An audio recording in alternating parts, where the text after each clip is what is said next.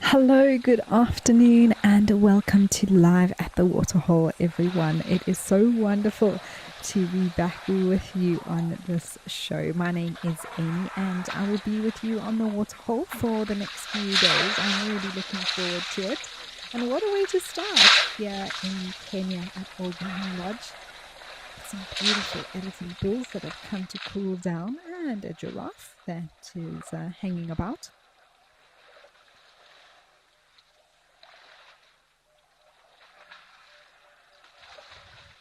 Looks like the sun is peeping through some quite heavily clouded skies here at the moment.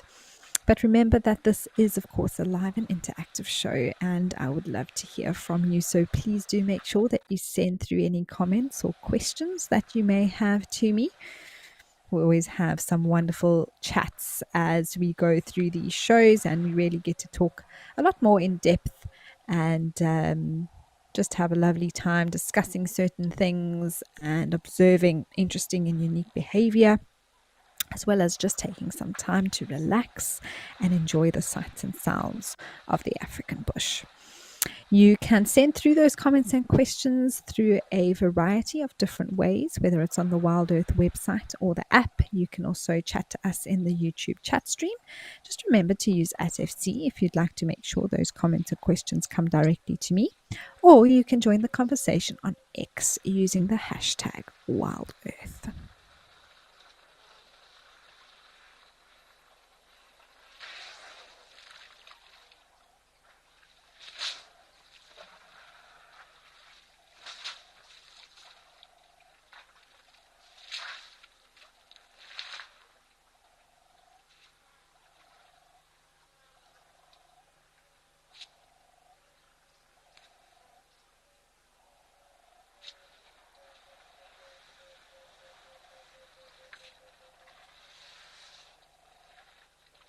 I always love watching how some individuals use their trunk to sort of feel the bottom. I don't know if they're little stones that they've put in for the bottom of this water hole, but they often feel those sort of round cobblestones or ground that's shaped that way with the tip of their trunk.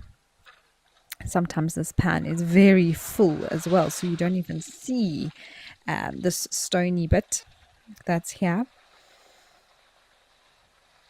Sometimes it's topped up with a lot of rain that falls and it sort of overflows.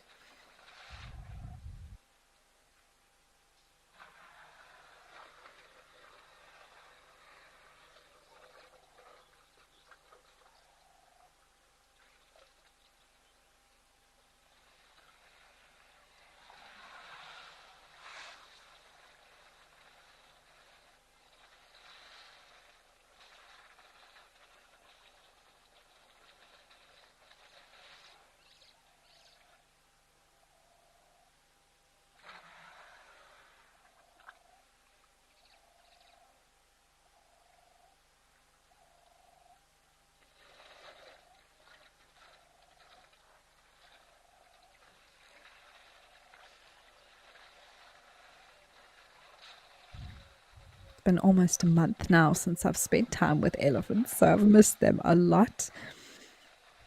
Hopefully, I'll be able to find some out on drive as well soon. But it's still wonderful to have them on screen for you all at the Waterhole Show.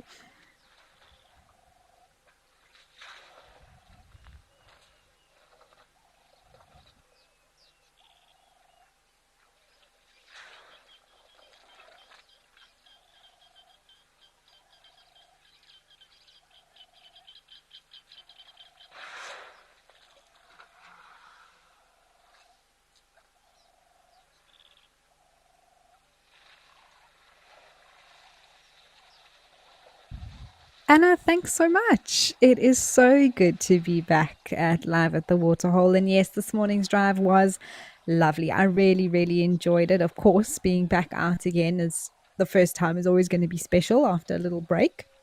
But I am just loving this cool weather in the low felt after the heat and humidity we've had. So everyone is really grateful for that. And that light drizzle has been wonderful. It's clearing looking outside at the moment. every now and again the sun peeps through, but I think we'll have cloud cover for most of the afternoon.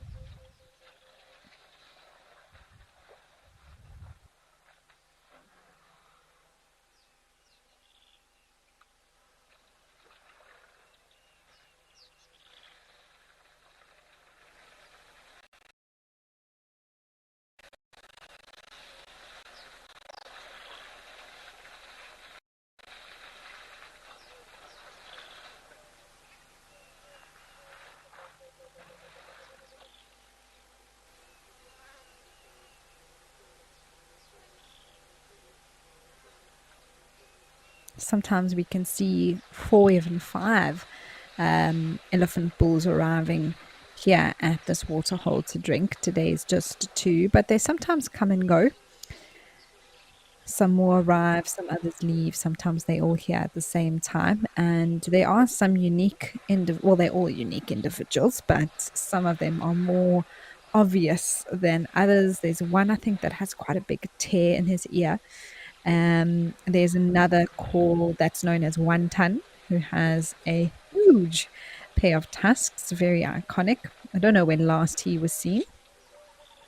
Fingers crossed that I'll get a look at him in the next a few weeks while I'm on the show.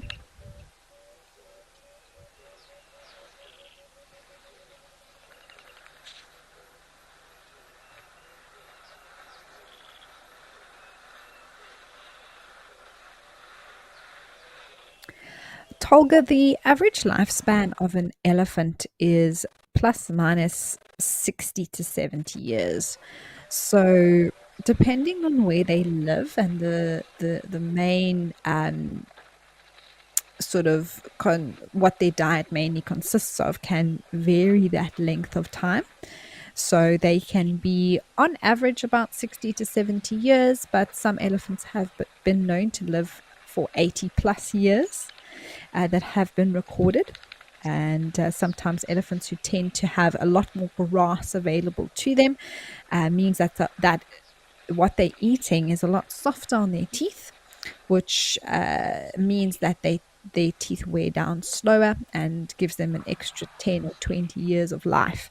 It's all linked to the 6 sets of teeth that an elephant has in their life, and that very last set comes in at about 40 years or so. I mean, it really does depend, but that's sort of the average, and then that set has to last them the rest of their life. And as those teeth wear down, so they can't break down the vegetation that they're eating as well, as efficiently, and so they basically lack the nutrition from the food that they're eating, as it's not worn down as well, because their teeth are wearing down eventually, and possibly even eventually being non-effective. And so that determines the lifespan of an elephant for the most part.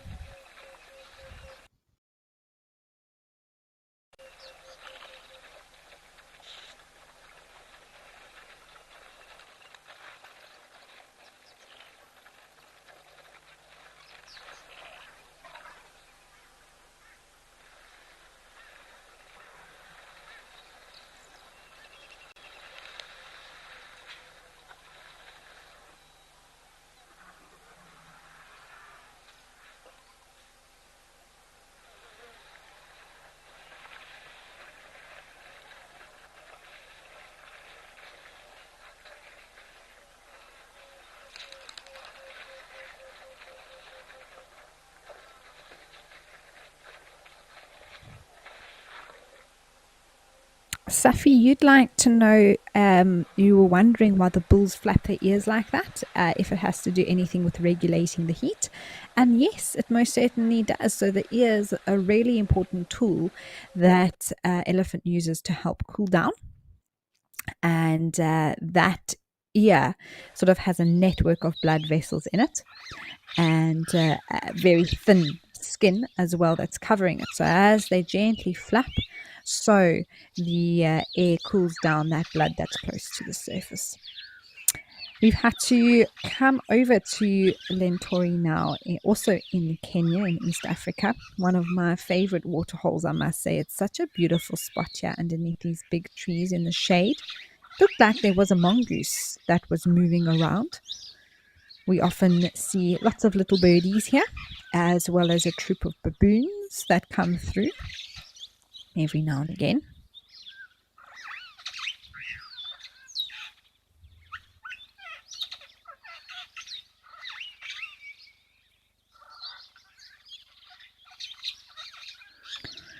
Looks like there's been a sight of quite a few squirrels as well. I think the unstriped ground squirrel is seen here.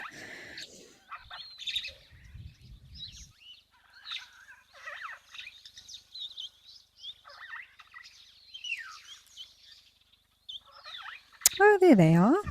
That wasn't mongooses, it was a pair of unstriped ground squirrels. Look at that. This is awesome. The one looked like it was having a bit of a stretch.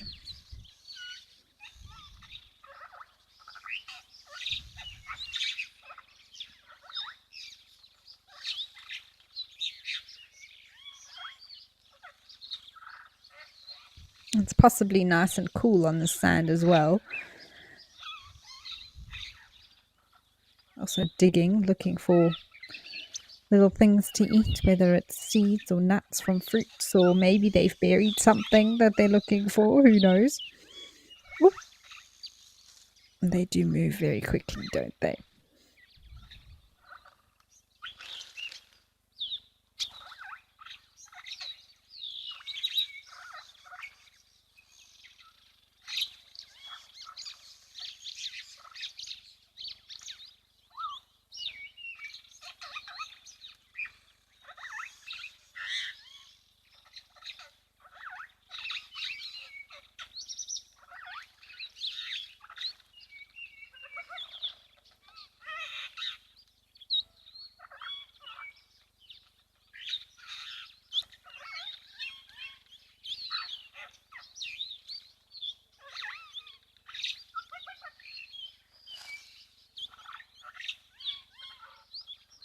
They do have very large eyes, I must say. It's the one thing that sort of stands out when you look at these squirrels in comparison to sort of the rest of the... Oh, there's a third one as well.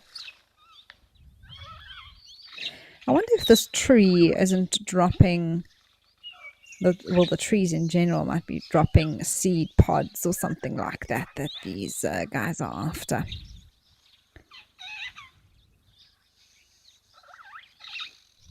Oh, it does look like it, doesn't it?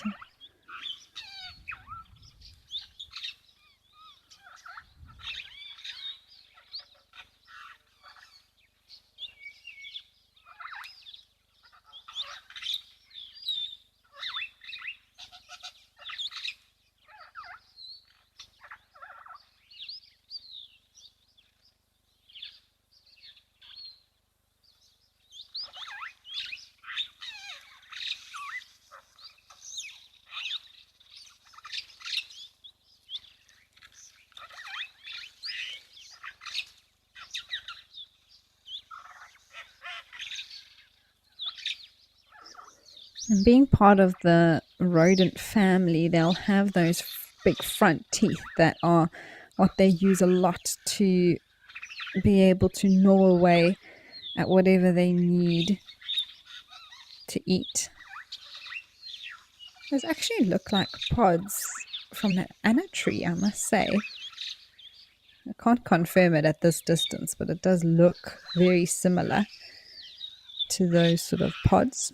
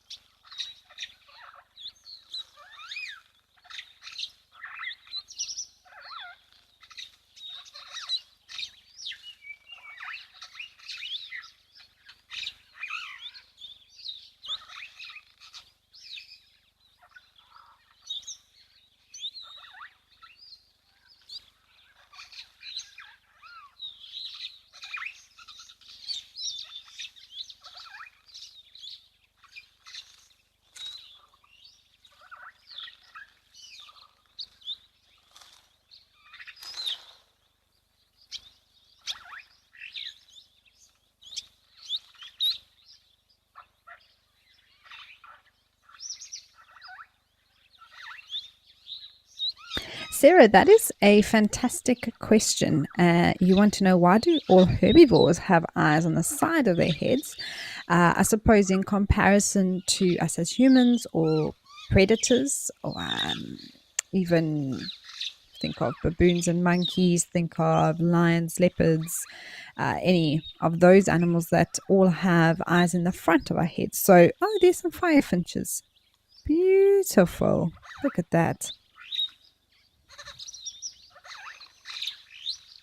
I'll get back to your question now, Sarah. That is just so gorgeous. Looks like red-billed firefinches there.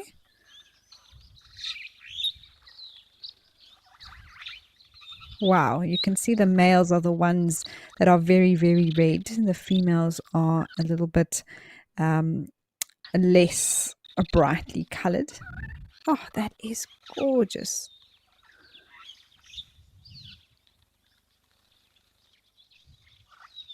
Wow, so many are arriving. That is beautiful.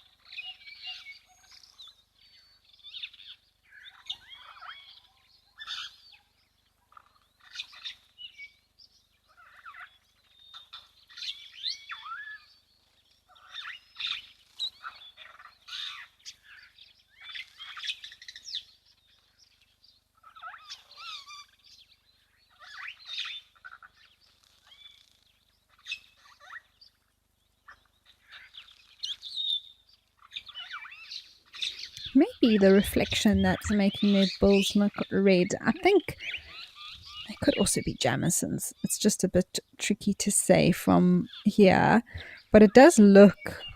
They have grey on their beaks, but it also just, maybe it's the reflection from their bodies as well that's making them look red. So I can't say specifically, but they definitely are firefinches, and beautiful ones at that.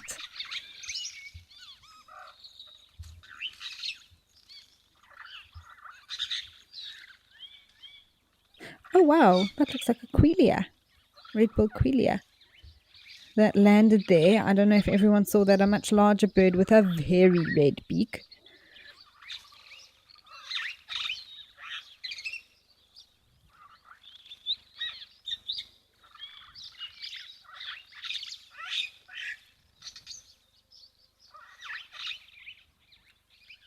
I love them when they go all fluffy like this,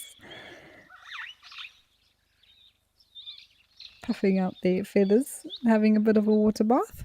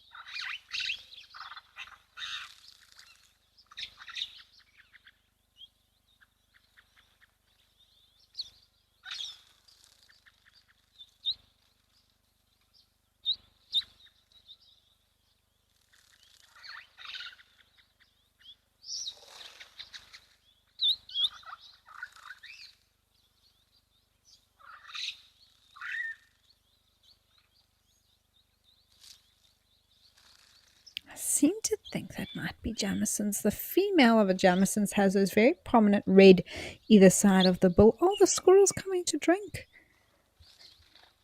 It's all happening here today. This is very special. They are beautiful.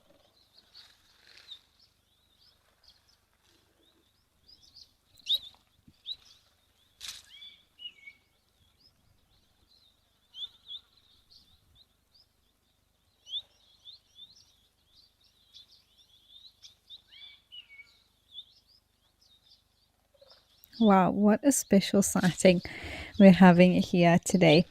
Sarah, back to your question. Now that we're looking at the squirrel, you can see that its eyes are definitely on the side of its head. So if we look at generally distinguishing animals between prey and predator species, prey including the herbivores, a herbivore or a prey species, its priority is to avoid predation.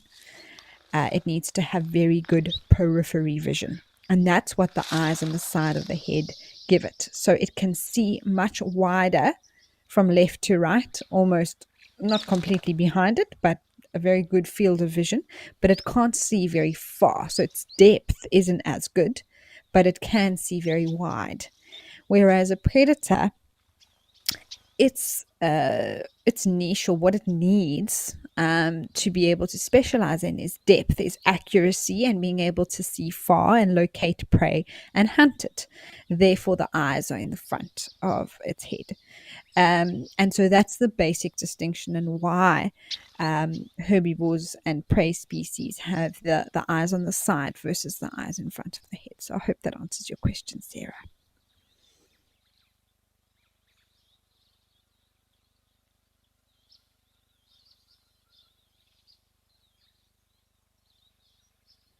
Kate, yes, I would say that bird parties do have to do with safety in numbers, sort of that altogether. There's more looking out, even just flocks of the same species. We saw quite a large group of firefinches there together. But yes, bird parties consisting of a variety of different birds. Sometimes they can be a mixture of different types of sort of feeding birds. In some feed on insects, some on seeds, some on fruit, etc. So it is more to do, I think, with safety than possibly anything else. There's also excitement. So if a bird is there seems to be this maybe a swarm of insects that are moving, and you've got this bird party of insect eating birds. I've seen that happen before, especially with the alates winged termites that come out at this time of year. We had a lot coming out in December, I remember. And you've got then Burchell starlings, lilac-breasted rollers, magpie shrikes, all sort of together, four-tailed drongos, all following, forming a bit of a bird party. So sometimes it's a common food resource that brings them together, but I do think that a byproduct of that is that their safety. And definitely when it comes to the flock of birds, especially these smaller birds that form flocks, they have safety in numbers as well.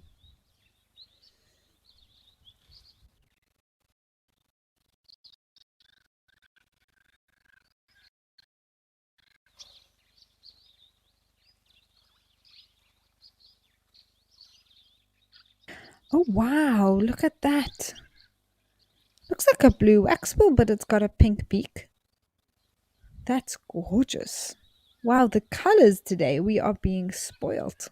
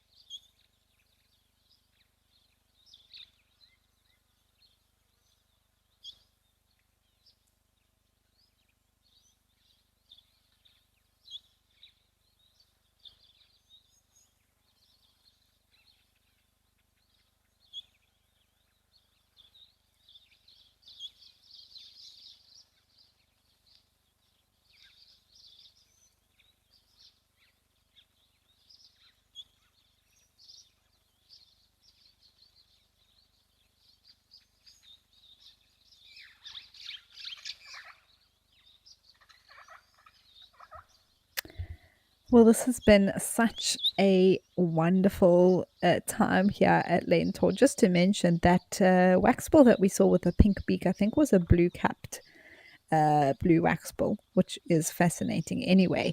Hopefully, we can maybe see it again at some stage to confirm, but that was a gorgeous, gorgeous bird.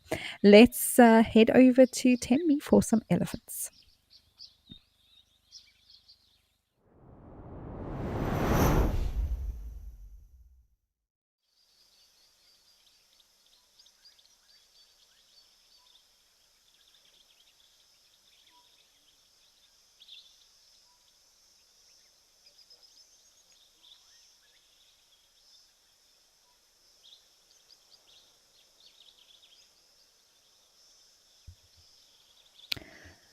Well, there are some zebras here. I don't know why I said elephants, although I'm sure there may be elephants around as well, everyone. But these zebras are beautiful, and they are just out in the open, which is lovely. I don't think I've seen zebras at Tembe before. Maybe that's why when Tadiwa, who's directing it, said it, in my mind, I heard elephants because we always have elephants at Tembe.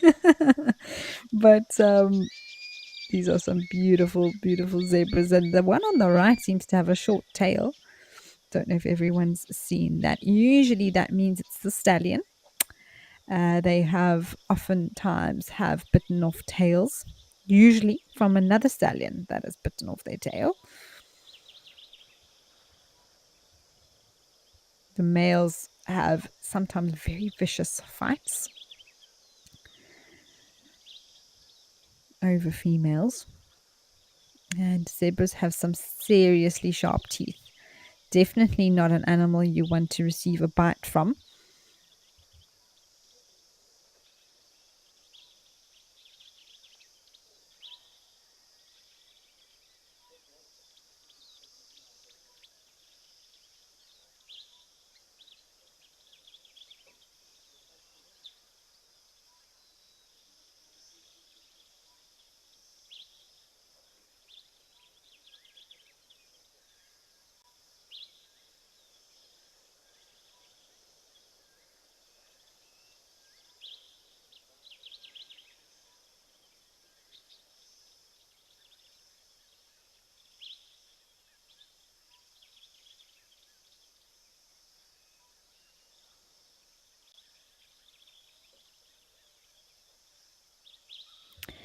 Sanjeev, the zebras do look in good condition, and I think all the animals out here that perhaps were losing a bit of condition with the drier season are now really flourishing. The animals that I've seen on Juma today, and I'm sure in the coming days I'll be able to see maybe buffalo, some more wildebeest, that sort of thing, that were losing a bit of condition with the drier times, put on quite put back on quite a bit of weight, and these zebras are looking lovely. I love the contrast between the green and the black and white stripes.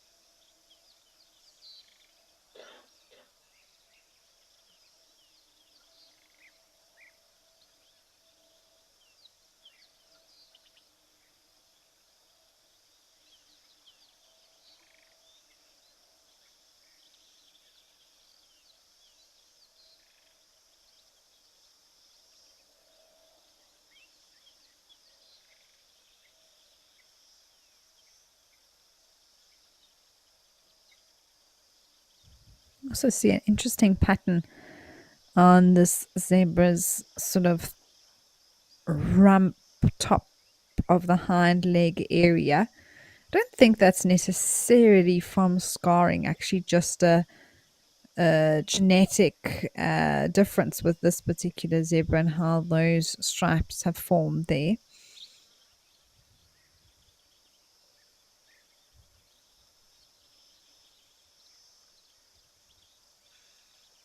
But you can see that sort of shivering, almost looks like the zebra shivering.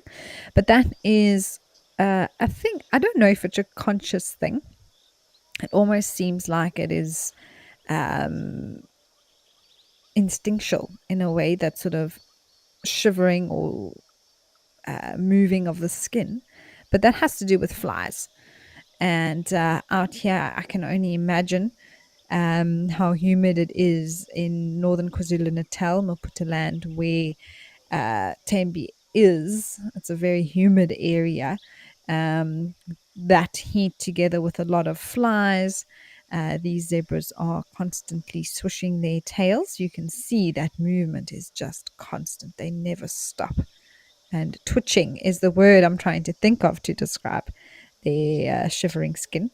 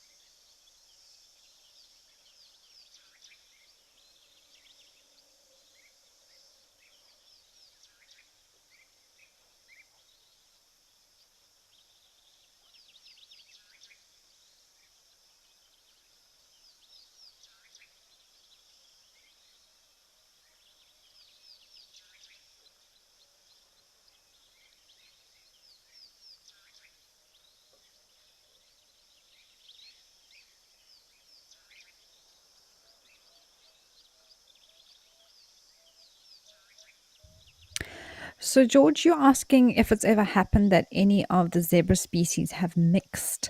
So, in South Africa, we have the two different species. We have the plain zebra and the mountain zebra, these being plains zebra. And naturally, no. So, you would have um, very different habitats that the mountain zebra and the plain zebra would exist in. And so any sort of interbreeding or anything like that is not natural for these animals. Now, whether that's been done privately or in different places where they try and test these things, possibly. Whether that would even work, I don't know. Possibly not, actually, because, they are different species, even if they are both zebras. And whether that crossbreeding would actually work. I know that they've tried to breed a zebra with a donkey to make a zonky. But of course, these things are not natural and not what is happening out here in these open systems where we're trying to recreate the natural order of things. So, or even closed systems that do that as well, fenced reserves. So in this area, we wouldn't find mountain zebra. So these zebras would continue to breed as plains, or more commonly known as, I think they officially changed the name, but Burchell zebra. And that goes for other subspecies of the plain zebra that we find all across Africa. And the other species of zebra in Africa is the grevies, which we don't get in South Africa. And also, like I say, naturally, not breeding with other species of zebra or crossbreeding that wouldn't happen naturally. So it may have happened somewhere in the world at some point. They've put different species together and seen what happens. But I don't know if that was successful. But naturally, you wouldn't get that crossbreeding happening.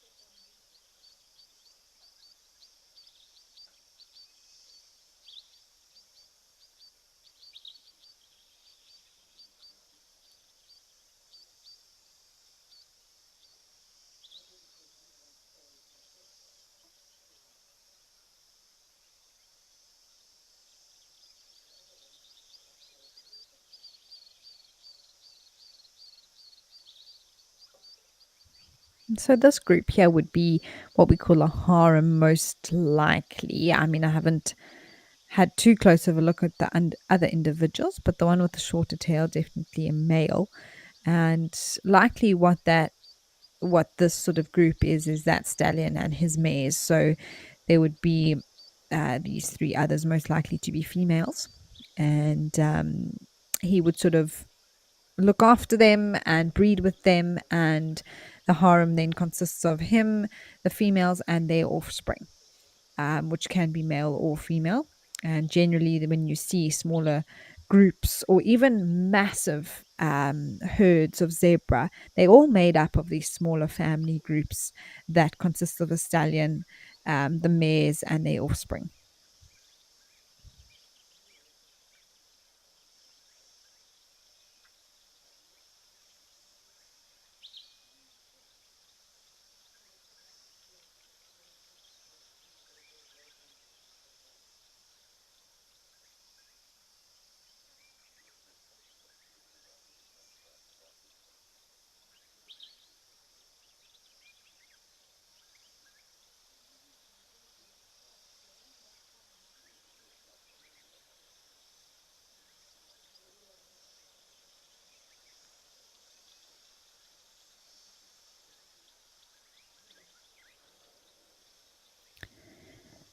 Well, it's been lovely to spend some time with these zebras here at Tembe. Let's head over to Stony Point and see if there are any dussies or penguins around.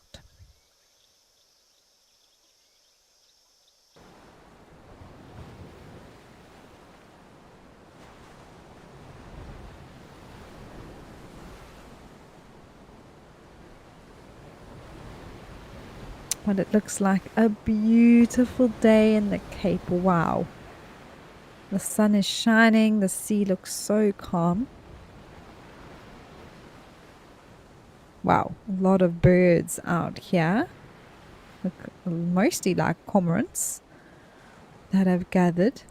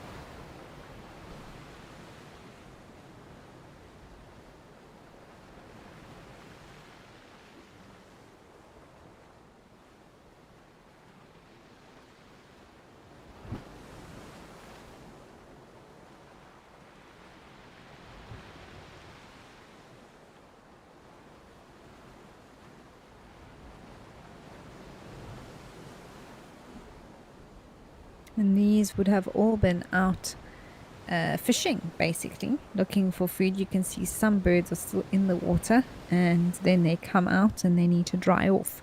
Because unlike other birds that are fully waterproofed, it's quite important that these birds actually can dive quite deep to be able to swim in the water and catch what they are looking for. And so then they have to come out and dry out those feathers, because otherwise it'll all be damp inside, and that can lead to bacteria development in the heat. So a lot of preening, that's very important for these cormorants.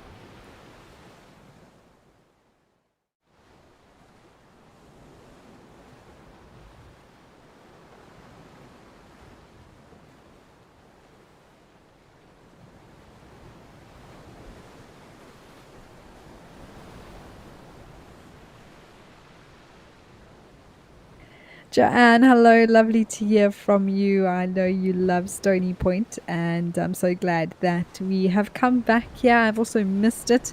I had friends who went down to Betty's Bay over December time, Christmas and New Year, and they say it's such a wonderful place to spend some time, and what a beautiful spot here at this nature reserve.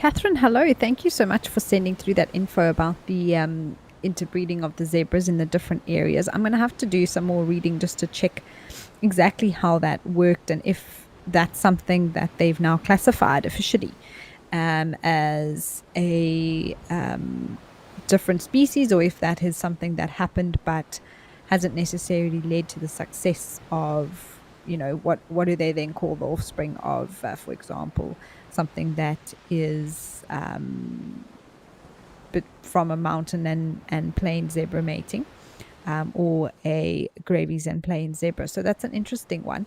Thank you for letting me know. It's good to know that that has happened out there in those reserves.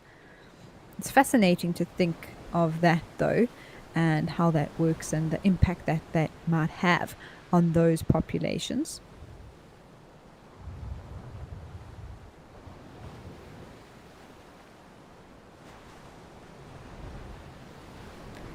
It's lovely to see some penguins here, African penguins on the beach.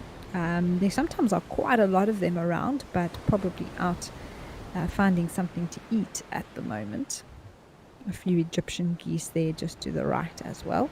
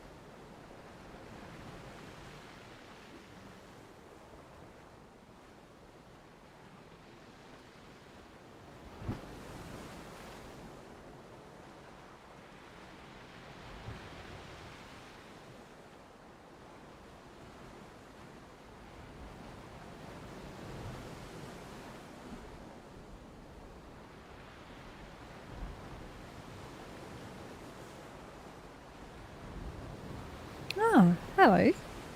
It's almost like it's looking around to say hello to us as we've come to see the Dussie or rock hyrax.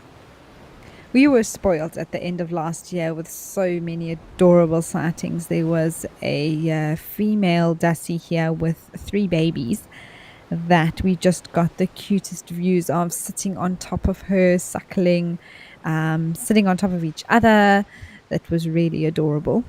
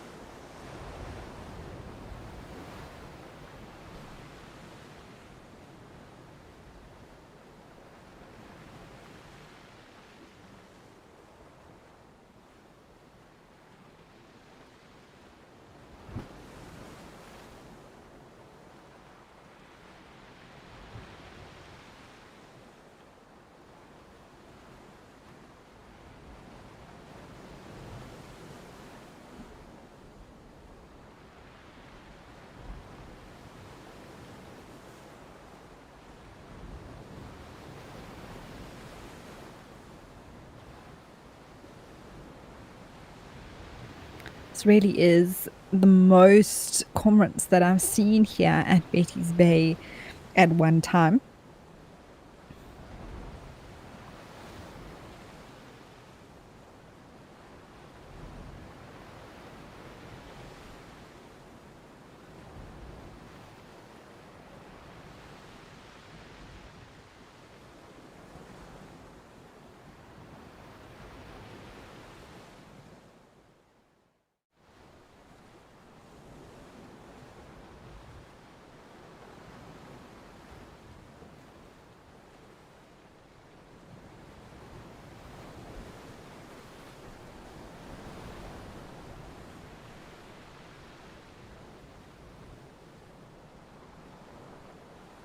Usually we see quite a few of the white-breasted cormorants, but these aren't white-breasted. The other species that is quite common is the Cape, but I do see that it looks like they have completely black bills, which leads me to think maybe they are bank cormorants. So just see if they've got the white bit above the tail. But fascinating to see them. Hopefully we'll see one actually catch something. That could be quite cool. But this water just looks so beautiful and blue and clear. Perfect day to be in the water, if you ask me, although it will be very cold here. Definitely not tropical waters by temperature.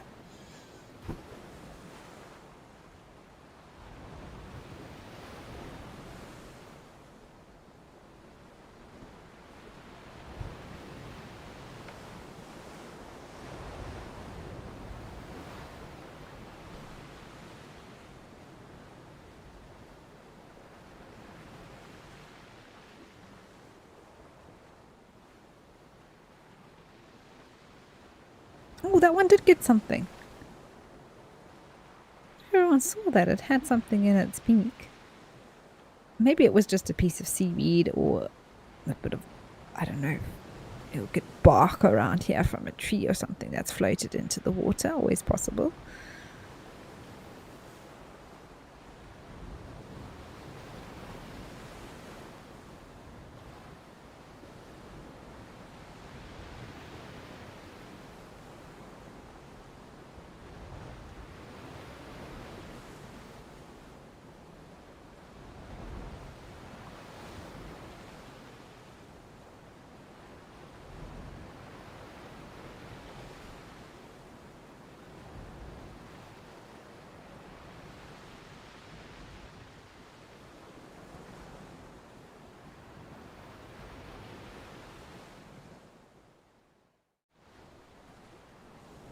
You can see that those rocks have completely changed color with all of the uric acid that's turned white on them. Clearly the spot to sit for all these birds.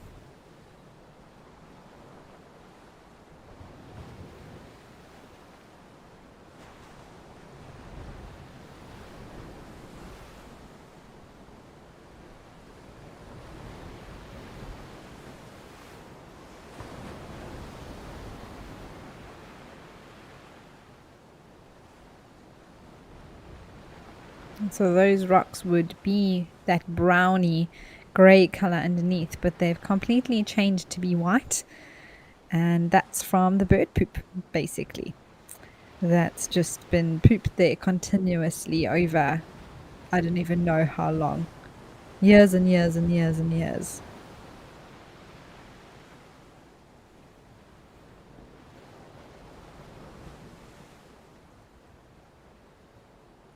And the same concept occurs with birds like marabou storks, for example, who let that uric acid dry on their legs and turn their black legs to white, which apparently that is to do with cooling down the legs.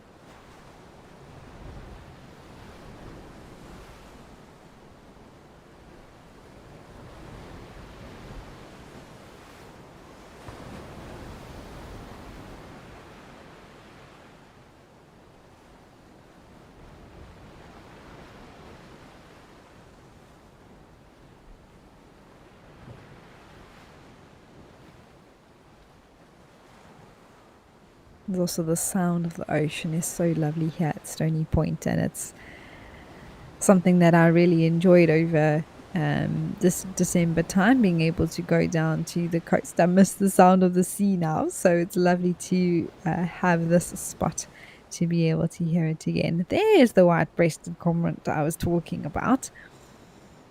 That's the usual suspect that we see here. Well, the times that I've been on the show here at Stony Point for the last, I suppose, 2 months or so, we've seen a lot of these white-breasted cormorants. But today, the bank cormorants have come in droves. It's incredible. Oh, it's flying away. But you could see those feet, how webbed they were. That's all to do with swimming in the water. Really big, strong tail as well to help them.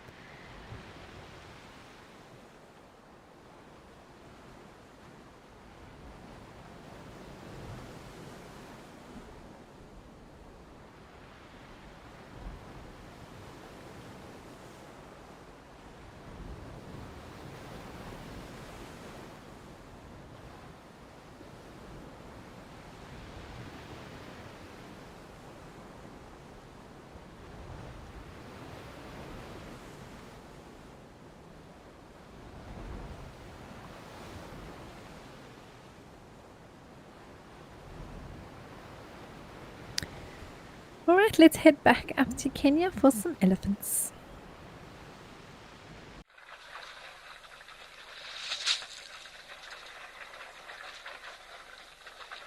Oh, lovely. Another one has arrived. Join the party here.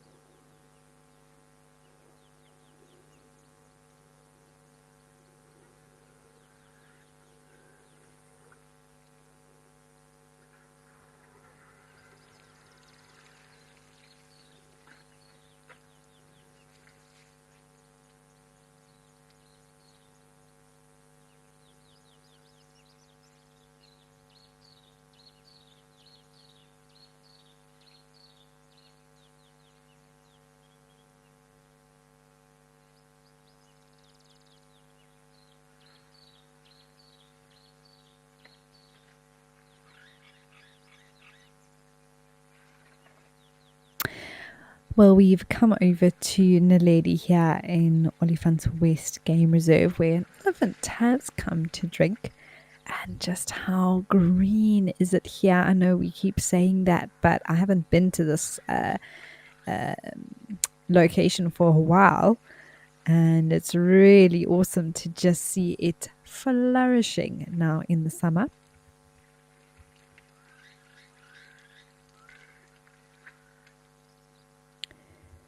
If we have a look at this elephant's tusks, it's interesting to take note that his left one seems to have a notch out of it near the tip. Something we is actually quite common. I noticed it before on individuals, a notch like that from being used over and over again, often to break off or tear bark away from trees. Maybe even dig in the soil and something nicked it there. Or perhaps repetitive placement in one spot over and over again.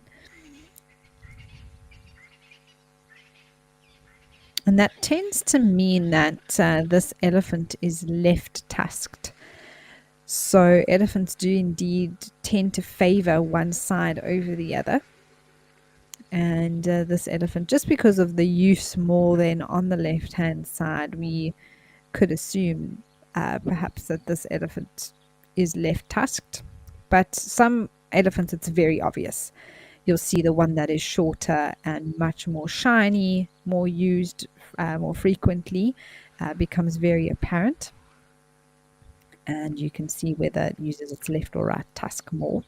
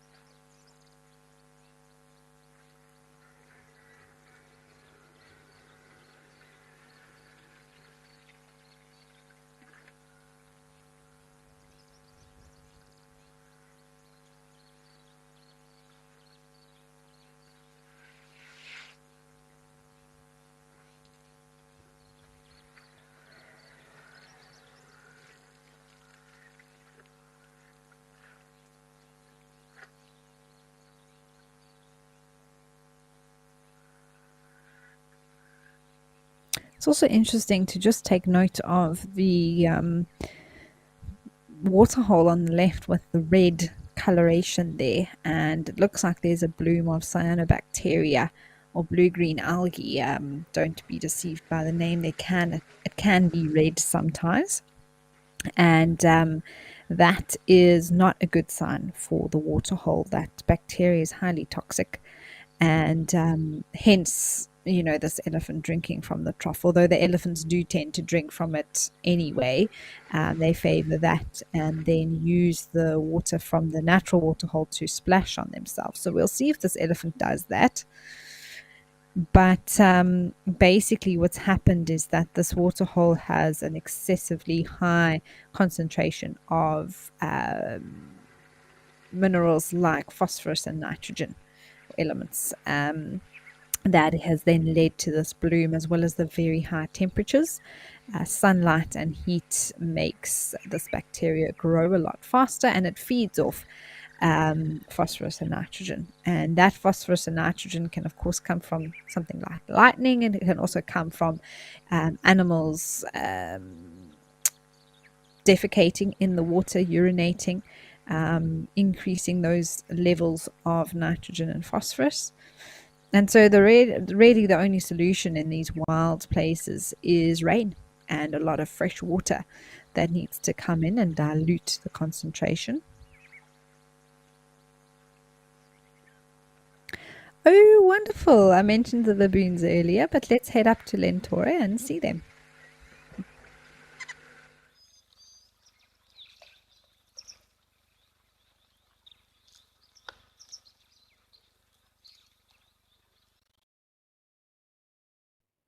Oh, this is awesome. I think there's a little one in between there on the left. Or is that just my imagination? There's a very pink spot. I think so. I think that's a baby that was underneath mom on the left that then put its head down to drink under her tummy. That was adorable.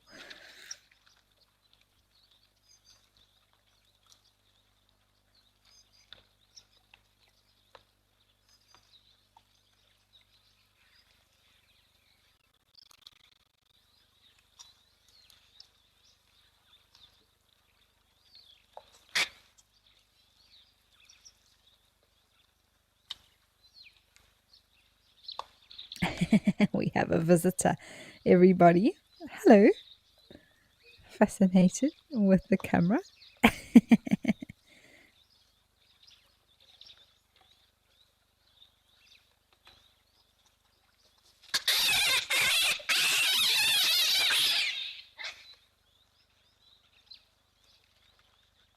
Classic sound from a troop of baboons, maybe some little ones getting disciplined.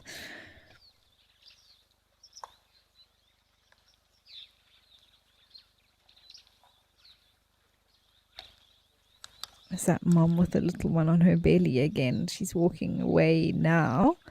But there's a few little ones in between there.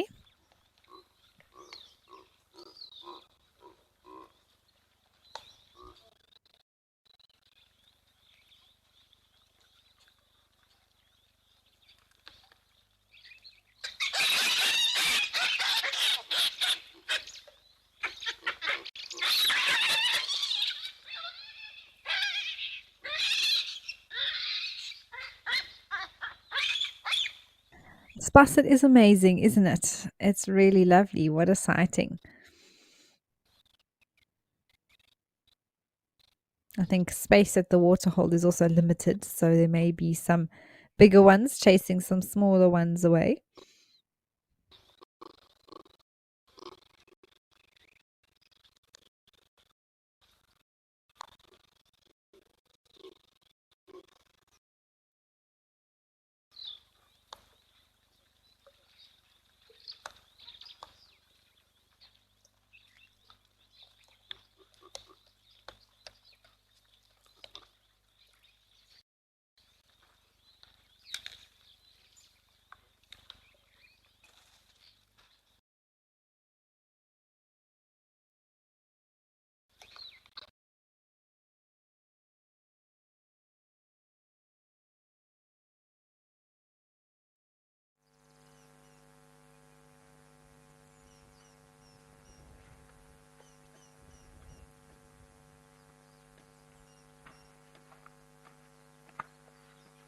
Looks like this elephant is finishing off his drink. Almost looked like he had seen something there with his ears fanned out like that. Maybe something caught his attention.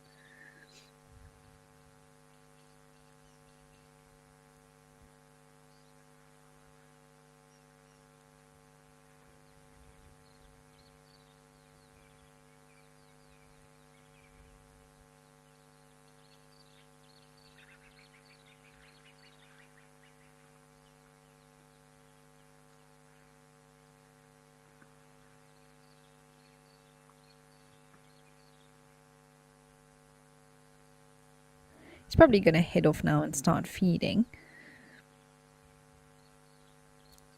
Seems to be alone at this point, which is not unusual for elephant bulls, but there could be others in the area that we just haven't seen.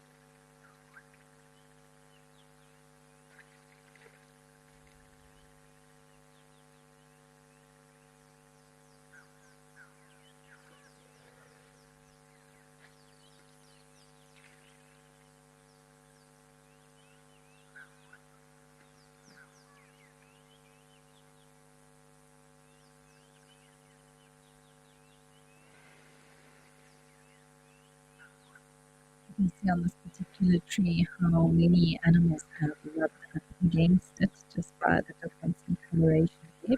I'm sure elephants use it quite often after squishing themselves with mud.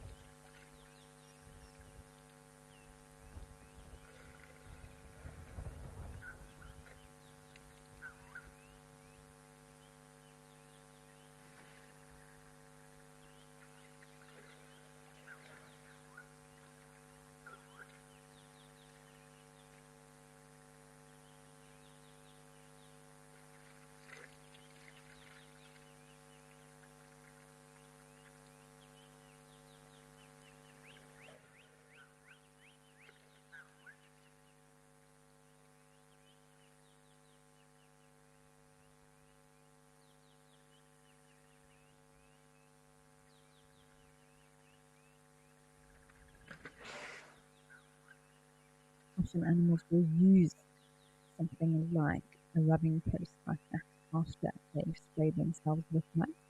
Oh, is that another elephant that's arrived? I think so, actually. I just saw a flick of the tail on the left-hand side of the screen there near the trough.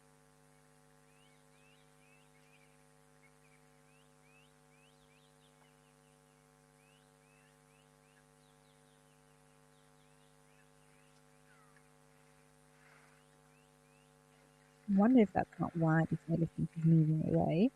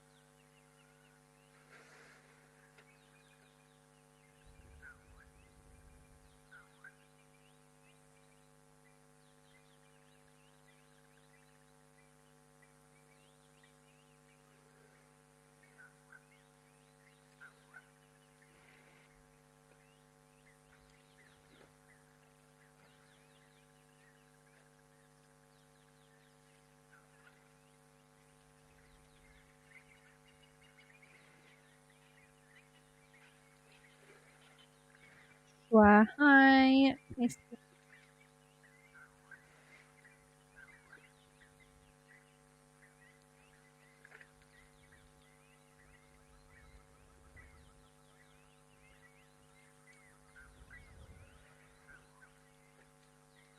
Oh, that elephant's found some sand now to throw on his back.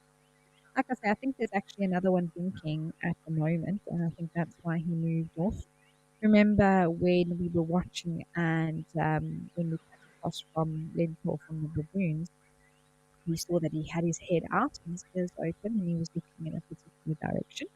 And I think he perhaps heard or smelt another elephant on its way and decided to move off.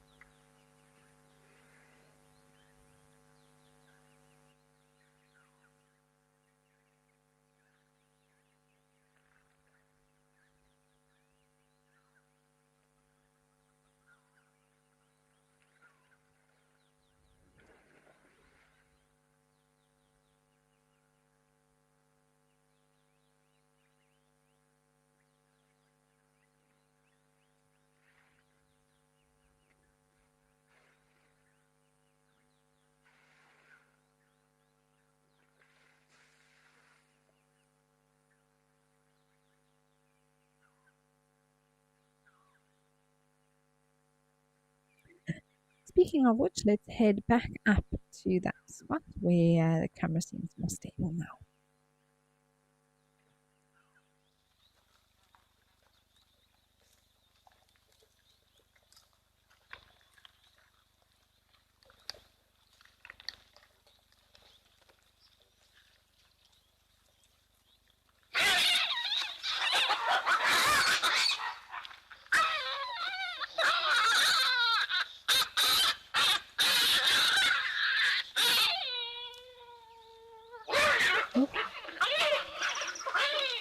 I feel like everyone's decided to watch the show. Not our show, but the fighting baboons.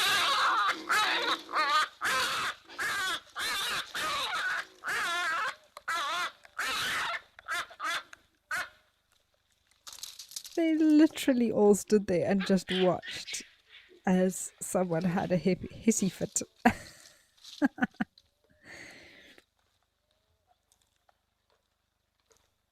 I don't know what was going on there.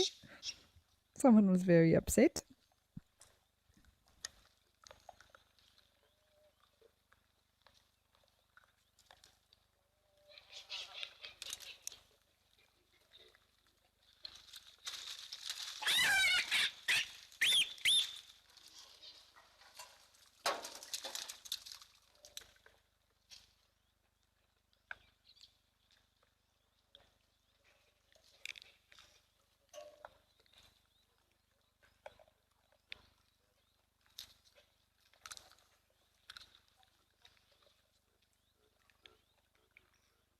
I love how relaxed everyone else is. And probably all thinking, oh, there goes so-and-so again, always so dramatic.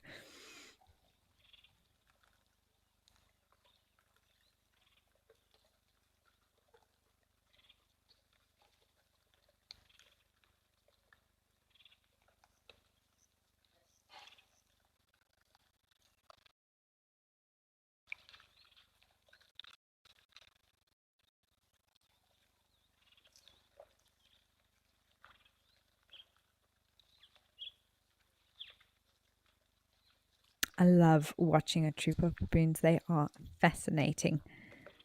Oh, look at them looking up. I think there was a gust of wind and dropping some flowers.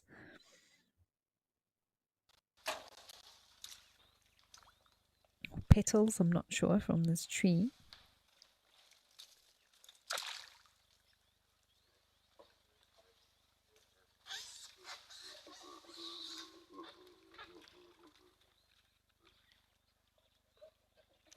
Almost looks like it's snowing.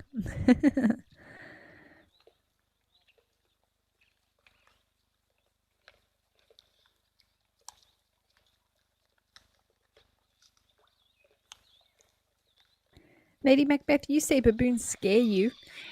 I completely understand. They are intimidating, I think would be the word I would use to describe them, especially some of the big males. They can be humongous in size, especially if they stand up on their hind legs, pretty much our height, which can be very, very intimidating. They can also be very aggressive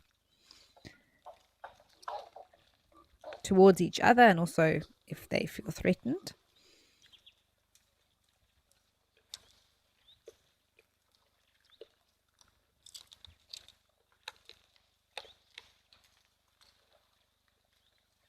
But for the most part, they are quite harmless and they do their thing, you know, without bothering humans too much. But as they sort of become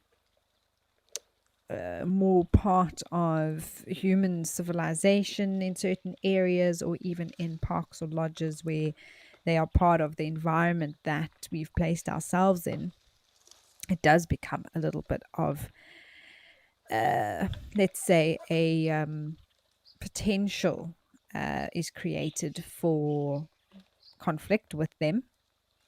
So we always have to be mindful and careful of just making sure that one doesn't end up in a situation that you don't want to be in, having to confront a baboon who's feeling that their space is limited or anything like that. But when they're out in the open like this, it's wonderful to be able to sit and just watch them. They are fascinating.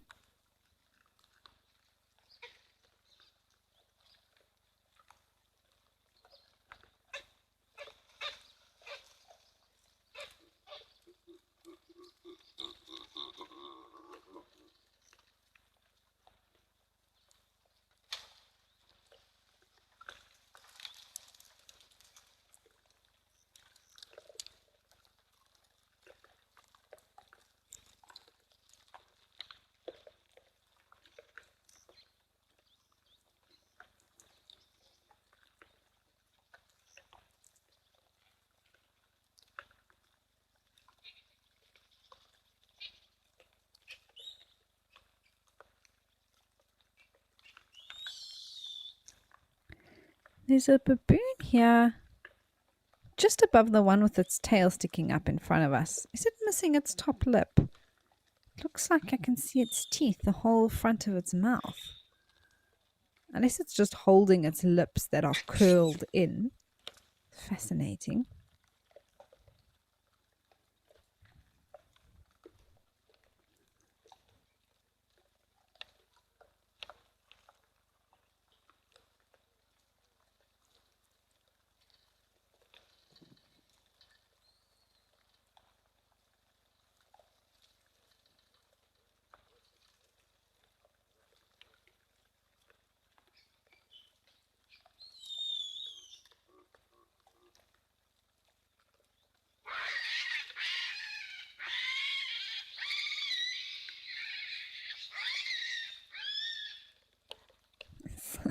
Sounds like some youngsters are still making a lot of noise.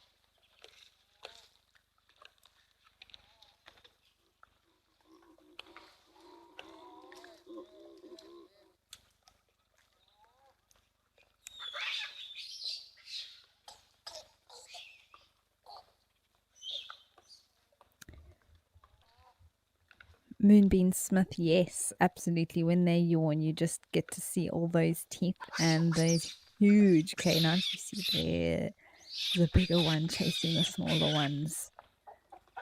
I thought that was maybe the case. Maybe they're being a bit naughty or somewhere they shouldn't be.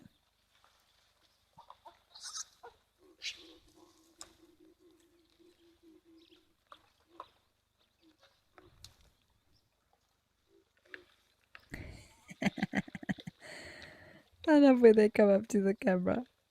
Fascinated. Curious, curious creatures.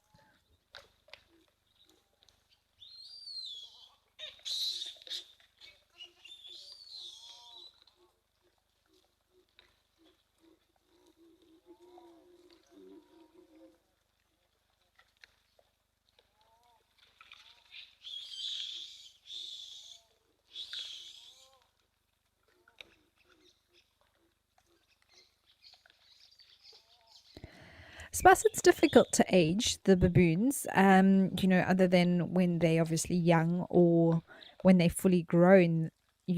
After a few years, they're all roughly the same size. Males are bigger than females. Little ones, when they're still sort of black with the pink ears, we know that they're under 8 weeks. And then between that and a year, they sort of this grayish color. Oh my word, we're being licked, everybody. Between that age and then a year, they sort of small but have that sort of gray coloration.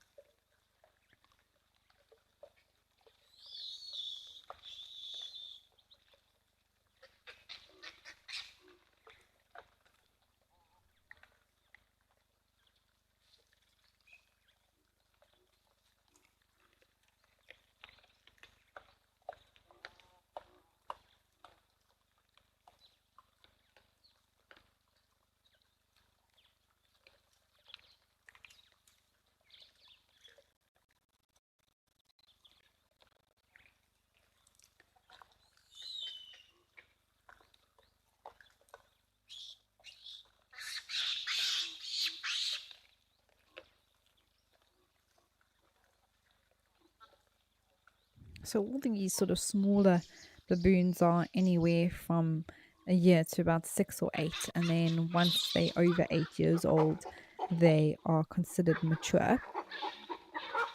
And like I say, it becomes very difficult to age. They live, I think their lifespan for, I think these are the yellow baboons. We have chakma baboons in southern Africa, around 15 to 20 years in the wild.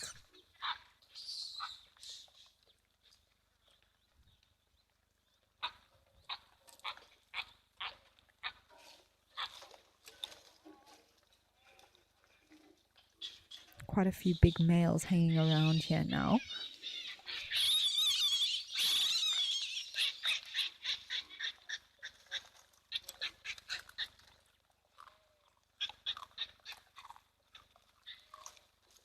Oh, there's a zebra.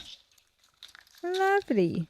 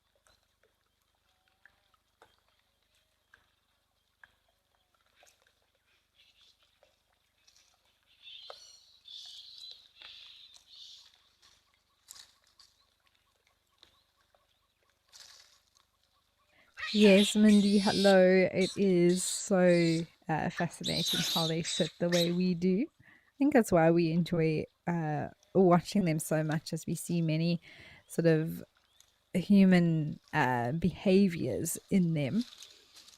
The way that they can use their fingers or their hands and pick up things. You know, they notice things, their little eye expressions, and the way that they even interact with one another sometimes.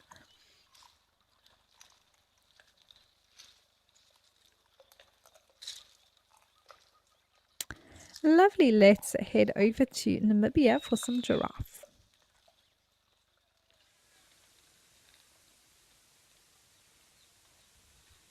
Wow, what a beautiful scene. So contrasting to where we've been already today. See some zebra moving off in the background.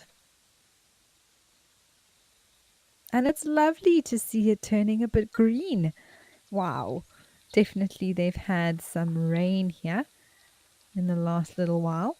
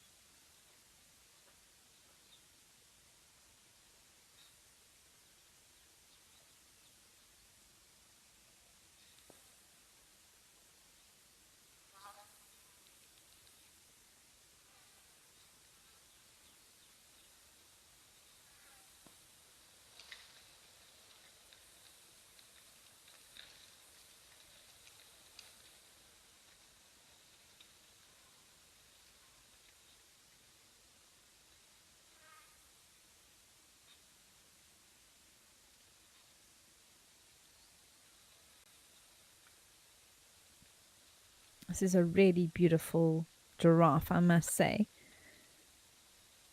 Lovely big male. I can see that just by the thickness of those ossicones or horns on top of his head, also balded on top.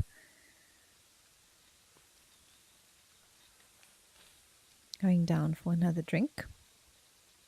And quite a feat for a giraffe to go for a drink, as you can see.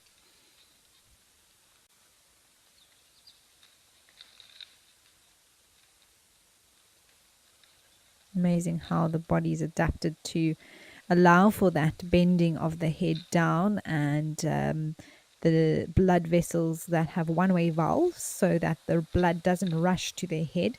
It's actually quite amazing.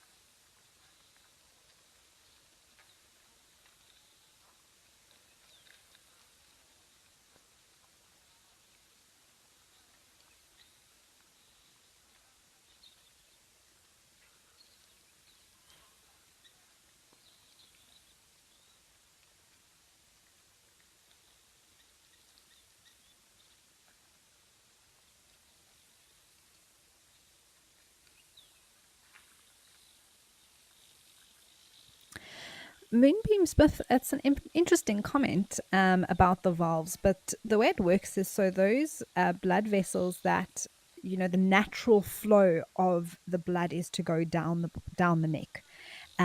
So what happens is that those arteries or veins that are the blood is pumping then in the opposite direction.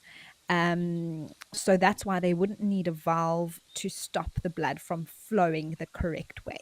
That is why we refer to them as a one-way valve. So when the blood is pumping in the correct direction, that valve is open. But it's when the blood tries to come back the way that it's just come that those valves actually can shut off that flow of blood. So that is why we refer to it as that, just to explain a little bit more. These zebras are here having a drink now. They are so beautiful, and what an interesting. Oh, the springbok pronking. Oh, that was very cool. It did look like they were pronking. So springbok do a very interesting sort of display that's different from other antelope that sort of just leap through the air. And they sort of do this upwards jump to display their athleticism and fitness. Sometimes they do it quite unprovoked, let me say.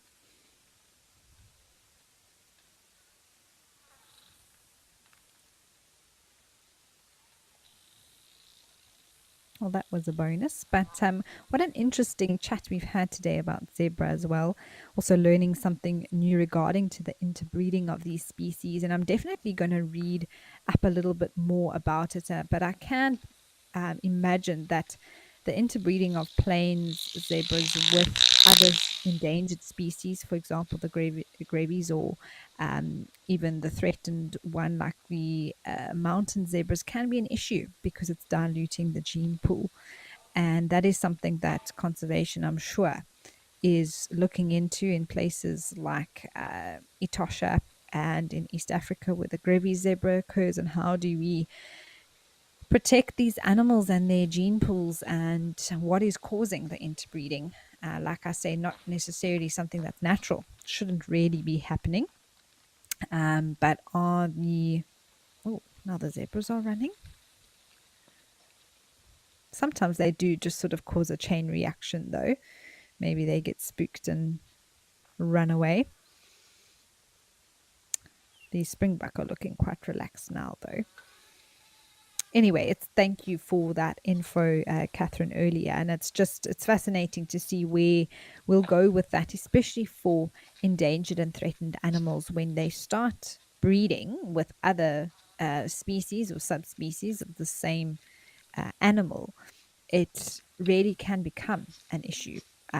Because, like I say, diluting those genetics, which is not what we want. We want the genetics to stay strong and diverse, but perhaps there's a reason that that interbreeding is happening in terms of pressure from the individuals of other species not being able to find enough females, or females not being able to have males of their species mate with them. So other males from a different species then take advantage of that opportunity.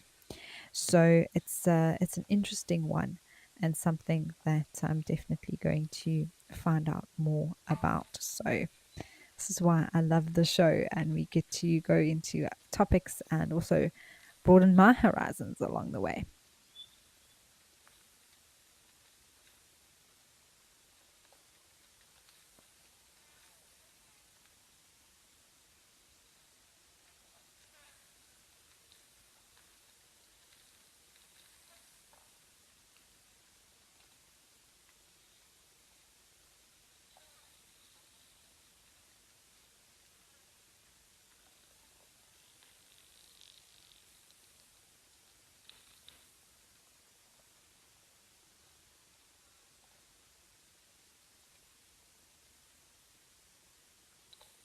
Some male impalas arriving here now.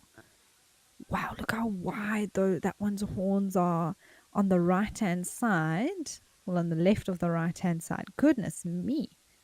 I don't think I've ever seen impala with such wide horns before.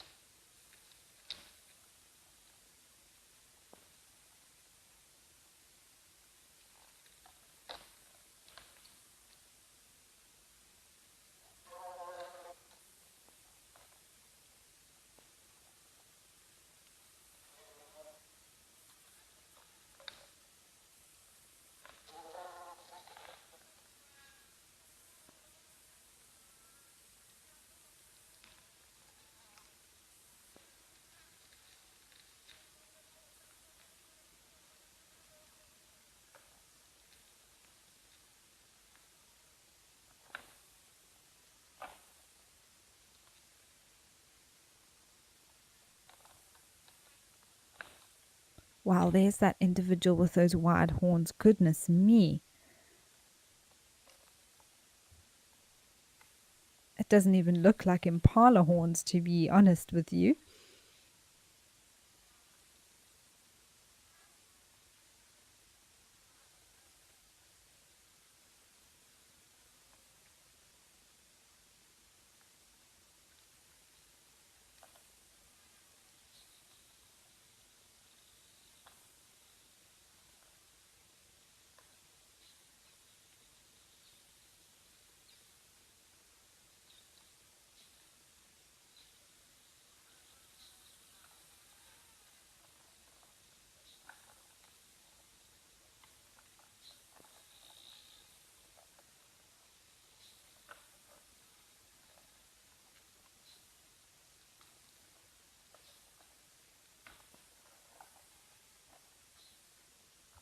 Interesting to see these two having a bit of a scuffle here now.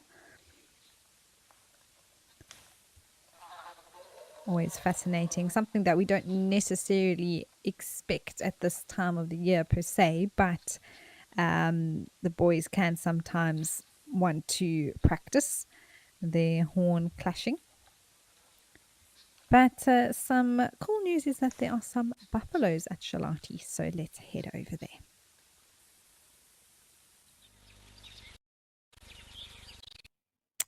Lovely. I haven't seen a buffalo in a very long time, so this is great news to know there's one here in the Sabi River in the Kruger National Park. Lovely to end off our show with something new for today.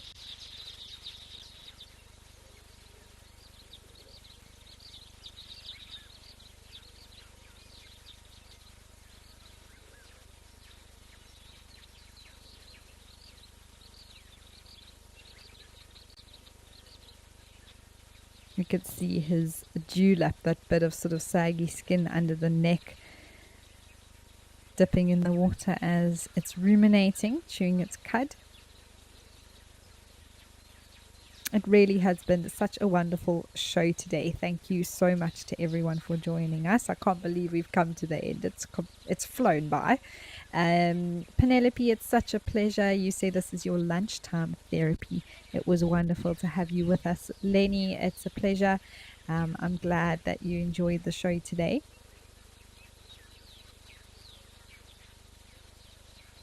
To all of you who joined us, send through your comments and questions. It was a really great show, and like I say, even I learned more about the bush today that I didn't know before, and I think as long as one's achieving that every day, even if it's something small, that is a great thing.